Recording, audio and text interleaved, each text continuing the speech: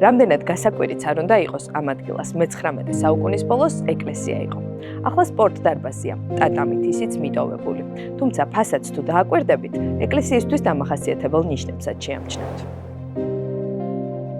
საბჭოთა საოკუპაციო რეჟიმი, რომ საქართველოში, განსაკუთრებით კი თბილისში, ეკლესიებს ანგრევდა, ეს ახალი ამბავი არ არის. თბილისში ბევრია ისეთი შენობაც, ადრე რომ წირვა-ლოცვა ტარდებოდა და საბჭოთა ოკუპაციის დროს ფუნქცია შეუცვალეს.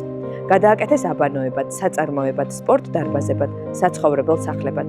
გადააკეთეს იმიტომ, რომ ათეიზმი ამ რეჟიმის განუყოფელი ნაწილი იყო და რელიგიის ნგრევა დიქტატურის მშენებლობას ამარტივებდა. ასე შეუცვალა ფუნქცია ერთმორწმუნე რუსეთმა ევსტათი მცხეთელის სახელობის ტაძარს და პირველი, ვინც ამ საცხოვრებელ ბინად ქცეულ ეკლესიაში შეასახლა, კომპოზიტორი მელიტონ ბალანჩივაძე იყო. საბჭოთა ოკუპაციის პერიოდში დაიკარგა უამრავი ფრესკა, ორნამენტი, მნიშვნელოვანი არქიტექტურული ძეგლი. ფაქტია, მაშინდელი სასტიკი რეჟიმის მიზანი არა მხოლოდ რწმენის, არამედ კულტურისა და მემკვიდრეობის განადგურებაც იყო.